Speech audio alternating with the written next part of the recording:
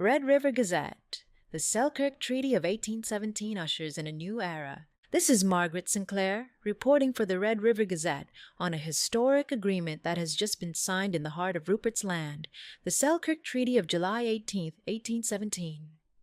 In this article, I'll cover the events leading to the treaty's signing, the details of the agreement itself, and its immediate impact on the Red River region, now home to Lord Selkirk's new settlement. Let's dive into this pivotal moment that promises to shape the future of this vast frontier. Brought to you by Super Simple Sheets. From coast to coast, worksheets that work. Discover the full range of what we offer at supersimplesheets.com. Tensions leading to the treaty.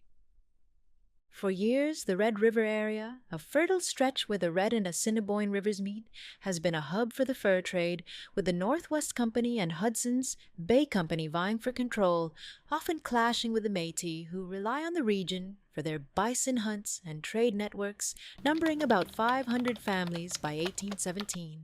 Lord Selkirk, a Scottish nobleman named Thomas Douglas, bought a massive tract of land over 116,000 square miles from the Hudson's Bay Company in 1811, aiming to establish a farming settlement for displaced Scottish farmers, but his plan sparked conflict with the Métis and the Northwest Company, who saw the settlement as a threat to their way of life. By 1816, tensions boiled over at the Battle of Seven Oaks, where 21 of Selkirk's settlers were killed by Métis forces led by Cuthbert Grant, a skirmish that left the settlement in ruins, with crops burned and families fleeing to Norway House, forcing Selkirk to travel from Montreal to Red River with 90 mercenaries to restore order and negotiate peace, the signing of the Selkirk Treaty. On July 18, 1817, Lord Selkirk met with leaders of the Cree and Anishinaabe peoples at Fort Douglas, a small wooden stockade near the forks of the Red and Assiniboine rivers, to sign what would become known as the Selkirk Treaty, the first formal land agreement in what is now Manitoba. Selkirk, dressed in a formal black coat despite the summer heat, sat across from 5 Indigenous leaders, Chief Peguis of the Anishinaabe and 4 Cree chiefs, including the Yellow Quill, each of whom signed the treaty with their marks, such as a bow and arrow or a buffalo, alongside Selkirk's signature, in the presence of 20 settlers and a small military guard. The treaty granted Selkirk settlers a strip of land along the Red River, extending 2 miles on either side from the river's mouth to Lake Winnipeg, a distance of about 60 miles, in exchange for an annual payment of 100 pounds of tobacco to the Cree and Anishinaabe, a valuable trade good often used in ceremonies, ensuring the Indigenous peoples retained hunting and fishing rights across the land. The impact on Red River.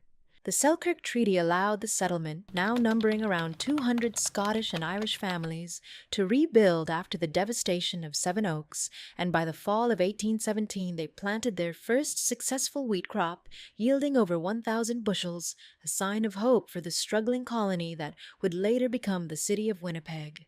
Chief Peguis, who became a close ally of the settlers, provided food and guidance during the harsh winter that followed, helping the newcomers survive temperatures that dropped to minus 30 degrees Celsius, while the annual tobacco payment fostered a trade relationship that saw Indigenous trappers exchange furs for goods like blankets and axes at Fort Douglas.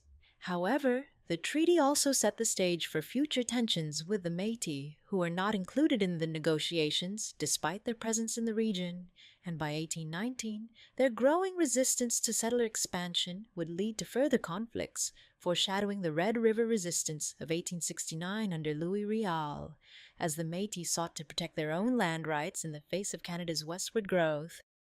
Thanks for watching. Simplify your teaching journey with Super Simple Sheets. Across Canada, we're known for our ready-to-use, curriculum-aligned worksheets. Dive into our educational solutions at supersimplesheets.com. Super Simple Sheets. From coast to coast, worksheets that work.